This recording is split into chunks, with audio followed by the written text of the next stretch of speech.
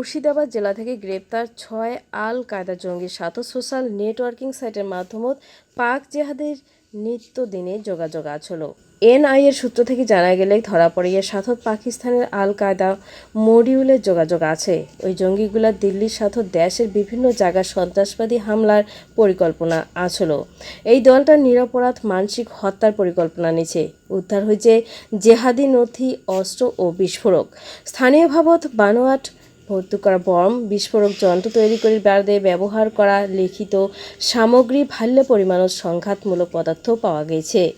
রাজ্য তল্লাশি অভিযানত নেতৃত্ব দিছে ডিআইজি পদমর্যাদার এক আধিকারিক। এনআইএর তরফ থেকে প্রেস রিলিজত জানা হয়েছে, মুর্শিদাবাদ থাকি মোশাররফ হোসেন, নাজমুল সাকিব, আবু সাফিয়া, মইনুল মণ্ডল, নিউ ইয়ান আহমেদ, আল মাহমুদ কামাল ও আতিফুর রহমানও গ্রেপ্তার করছে। কেরালার এর্নাকুলাম থাকি মুর্শিদ হাসান ও ইয়াকুব বিশ্বাস দুই জঙ্গিক আটক করছে।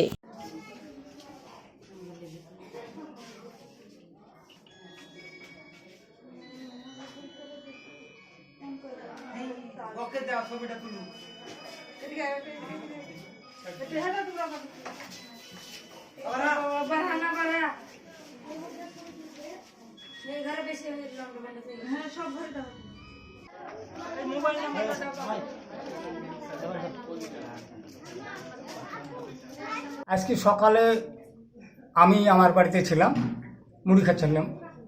এমন সময় দুজন পুলিশ, দু তিনজন ঢুকলো। তাদের সাদা পোশাক ছিল আর ওই জলপাই রঙের পোশাকও ছিল। তো এটা কার বাড়ি? এই প্রথমে জিজ্ঞেস করলে আমার ছোটো ছেলে ছিল, তোমার নাম কি? তহিদুল। তা আলমামুনের বাড়ি কোনটা? কিন্তু পাশের কার বাড়ি। তারপর ওরা বেরিয়ে চলে আসলো, এসে এখানে ঢুকেছে। তারপর আমরা বাড়ি থেকে বেড়াতে গেছি, আমাদেরকে বেড়াতেই দেয়নি সঠিকভাবে। আমরা কি সমাচার, কি ব্যাপার কিছু বুঝতেই পারিনি। তারপরে যখন পুলিশ চলে যাওয়ার পর এটা দেখলাম, যা বুঝলাম, তাতে বাড়ি ঘরের কিছু কিছু জিনিস তছনছ করেছে, উলটপালট করেছে।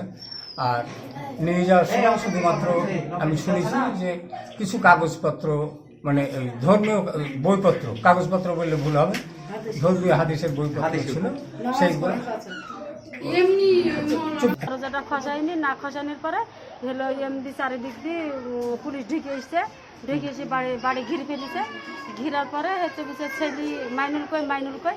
তো বলছে যে মাইনুল তো নাই, কোথায় কিছু জানেনি। তারপরে তো বাথরুম ঘরের মধ্যে ছেলে ছিল, দিয়েছে দিয়ে ছেলে তো টালাইনি দিয়ে তো বাথরুম ঘর ভাঙ্গি। কেন উঠে নিয়ে গেল পুলিশ, কি মনে করছেন আপনারা? এখন আমি ওইটা বলতে পারবো না বাবা, বলতে পারবো না।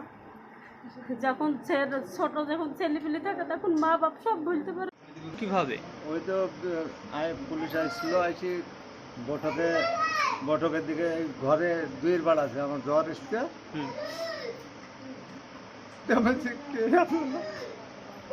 আমরা পুলিশ, তুমি তাহলে আমরা তো বম্বে থেকে দিল্লি থেকে এসেছি, কি ব্যাপার আমার ছেলে কি দোষ কিনছে? ভুল হয়ে গেছে, তার আগে এমনি চল।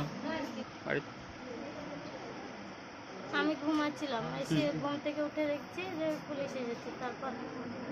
তারপর ওই বাথরুমে ছিল আমার স্বামী, যে ওখান থেকে ধরে নিয়ে গেল।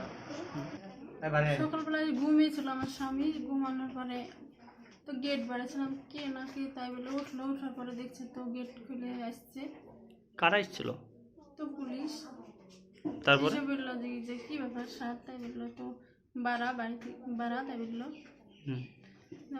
আমি আবার জিজ্ঞাসা করলাম কি ব্যাপার স্যার, তাই বললাম তো স্বামীকে জিজ্ঞাসা করতে বললো। বলছি কী ব্যাপার আপনারা বলেন না, তো কী ব্যাপার তো স্বামীকে জিজ্ঞাসা করার কথা বলে তাই বললো। আমি বললাম কী গো কী ব্যাপার, তো তুমি টেনশন করো না গো, আমি অন্যায় করলে শাস্তি পাবো, আর অন্যায় না করলে আমি ফিরে আসবো, তুমি টেনশন করো না। আমিও তো জানি না কী ব্যাপার স্যার, তাই বলেছে, ওদেরকেও বলেছে কী ব্যাপার, ও বুঝতে পারে এরকম হঠাৎ ও অতটা বিস্তারিত আমরাই তো জানি না, ও জানে না। আগে কোথায় ছিল আপনার স্বামী? কোথায় কেরালা, এমনি মিস্ত্রি কাজ করে বাড়িতে।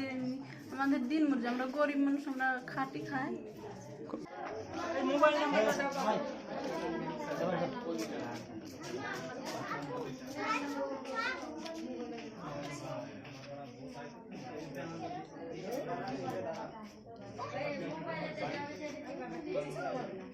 হ্যাঁ, আমি